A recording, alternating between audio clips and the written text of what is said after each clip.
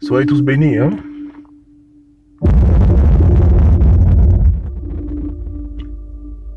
Vraiment, on a passé une journée très très mouvementée avec beaucoup de docs. Hein.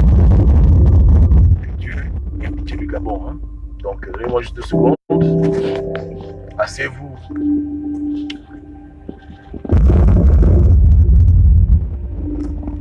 On va pas durer, hein. Je vais parler rapidement. Hein. Ouais, on est arrivé à un stade aujourd'hui dans le combat où il y a 2 factions qui s'opposent. Hein. Les pro-Ali et les pro-Ping. Et de part et d'autre, je ne suis pas content. Hein. Pas content du tout parce que ce sont des Gabonais qui s'affrontent. C'est dommage que ce soit ainsi. Mais il faut que les émergents comprennent aussi que lorsque les pinguistes agissent comme ils agissent, quelque part, ils sont un peu justifiés. Beaucoup même, je dirais. Parce que il suffit seulement qu'Ali Bongo tombe malade pour que tous les émergents prennent sa photo, mettent sur leur profil, fassent des vidéos, fassent des prières, etc. etc. Et quand les Gabonais vous voient faire ce genre de choses, ça les fait mal. Parce que lorsque les Gabonais ont été tués en 2016, ils n'ont pas vu le même engouement et la même solidarité manifestée parmi les gens qui gèrent le Gabon. C'est pour ça que beaucoup de Gabonais, quand ils me voient moi prier pour Ali Bongo, ça les gêne. Parce qu'ils ont mal pour leurs frères qui sont tombés. Ils se demandent pourquoi est-ce qu'on devrait prier pour Ali Bongo, alors qu'au Gabon, jamais on ne prie pour un enfant lorsqu'il a été tué des crimes rituels. Béranger est mort, on n'a pas prié. Quoi encore, ceux qui sont en prison, les ont oubliés. Mais pourquoi c'est Ali Bongo que tous les émergents viennent célébrer et mettre en prière? Et c'est normal. Et leur remarque est normale, parce que c'est pas normal. Le Gabon, tout le monde doit être pareil. De la même manière qu'on se bat pour les plus faibles, les plus pauvres, on doit se battre pour les plus riches. Tout le monde mérite de vivre. Tout le monde mérite qu'on puisse se battre pour lui. La sympathie, l'empathie, on doit avoir pour tout le monde. Mais on remarque seulement aujourd'hui que c'est seulement quand Ali Bongo est malade que vous montrez la solidarité. Et quand on trouve des enfants dans vos quartiers égorgés, quand on brûle des Gabonais au marché, jamais on ne vous croit. J'ai eu beaucoup de Gabonais, je ne suis pas contre ça. Ali Bongo, c'est votre leader, je peux comprendre que vous puissiez prier pour lui. Mais pourquoi on ne vous voit jamais prier pour les plus démunis parmi vous? Au Gabon, tous les jours, les Gabonais ont les AVC. Et tout le monde n'a pas l'argent d'aller à l'étranger. Lui va guérir. Du moins, il a des bons médecins, il a des moyens, mais tout le monde n'a pas l'argent comme lui. On va dire quoi du Gabonais qui est mort hier à cause du manque de soins médicaux? Est-ce que vous prenez sa photo en profil pour l'honorer? L'inconnu, l'enfant du pauvre, le misérable, quand il a AVC, il fait comment? Est-ce qu'il a les moyens de se faire opérer, entrer dans le coma? C'est ce qu'on vous reproche. Ce favoritisme envers Ali Bongo qui n'est pas normal.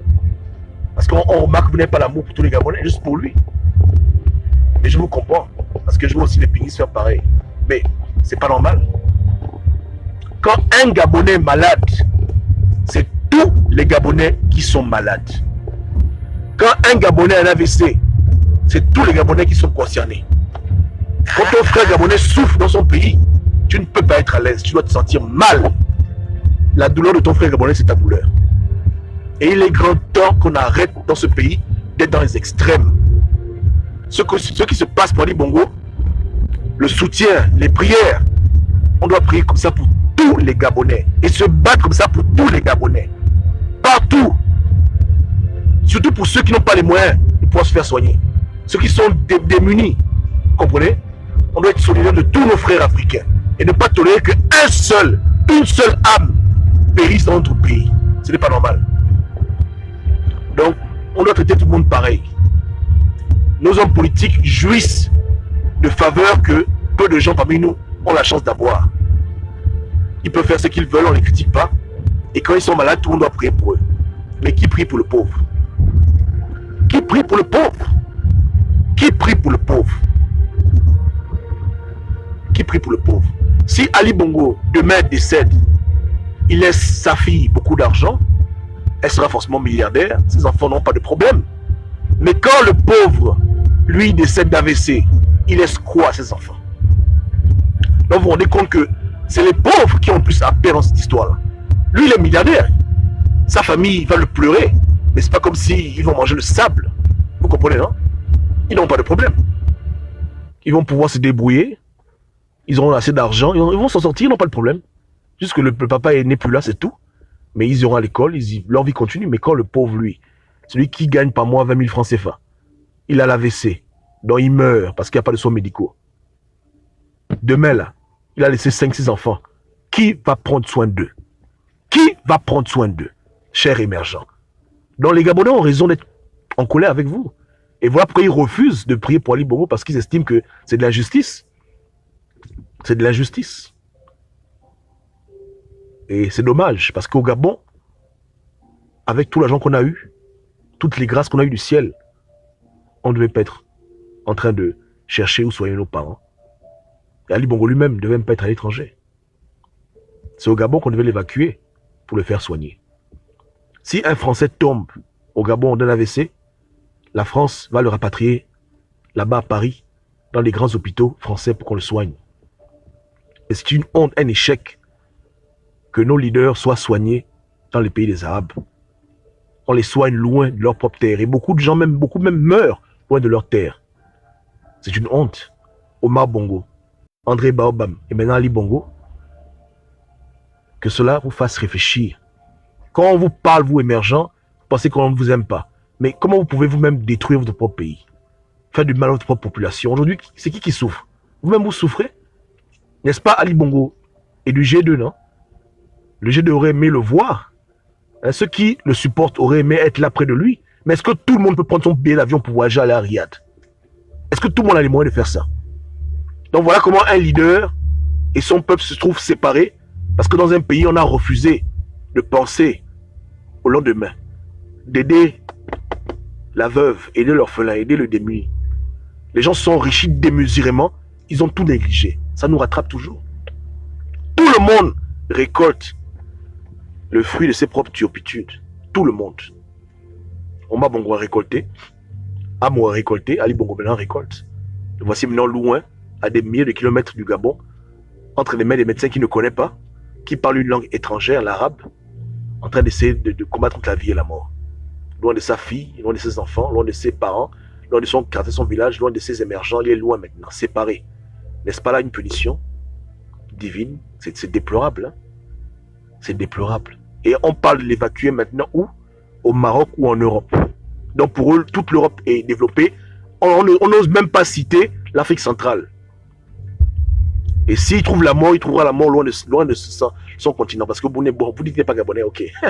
Mais il trouvera la mort loin. En terre arabe ou bien en Europe. C'est triste. Il y a un président français qui est mort au Gabon. Il y a un président américain qui est mort loin de son pays. Il y a un leader dans le monde des Blancs qui meurt en Afrique. Qu'on enterre en Afrique. Bien qu'on rapatrie le corps dans un sachet dans son pays d'origine parce qu'il n'y a pas les médecins là-bas. C'est tout ça que les Gabonais vous reprochent. Donc, priez pour lui, parce que nous sommes pour lui, mais allez-y mollo. Comprenez que ceux qui refusent de prier pour lui, ils n'ont pas trop tort. C'est les gens qui ils sont touchés. Leur cœur saigne. Et comme souvent ils n'ont pas les mots pour pouvoir s'exprimer, ils sont obligés de rentrer dans l'invective.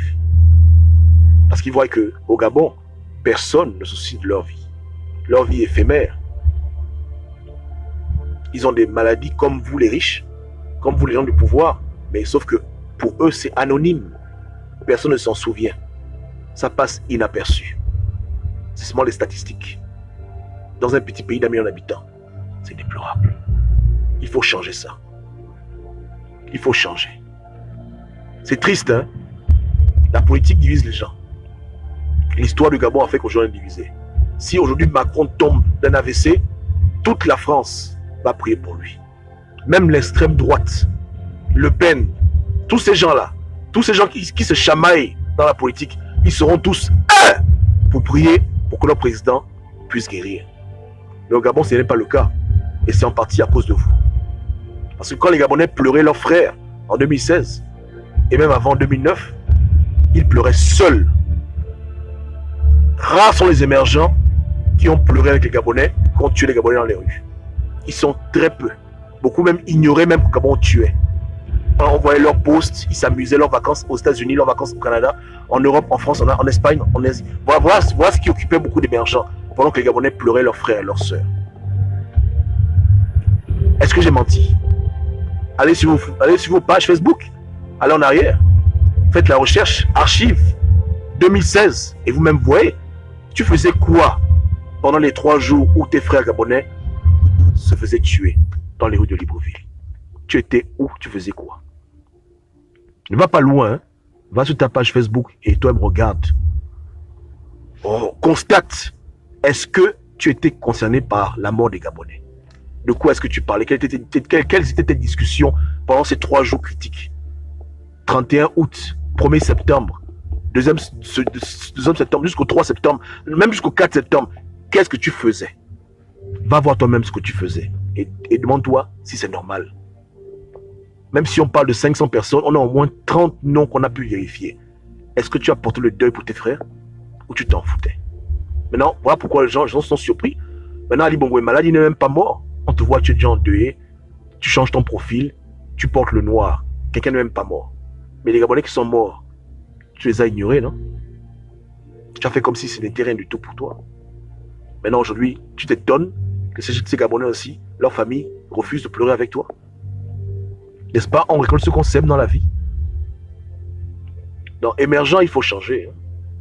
Il faut changer. Vous devez arrêter ça. Vous devez arrêter ça et prendre la cause Ali Bongo et l'appliquer pour tous les Gabonais. Vous devez pleurer pour les Gabonais comme vous pleurez pour Ali. Vous devez prier pour tous les Gabonais comme vous priez pour lui. Tout ce que vous faites là, pour votre président, là, vous devez faire pareil pour les Gabonais. Pour le plus petit comme pour le plus grand. Voilà un pays normal. Et voilà ce que nous voulons. Que Dieu vous garde.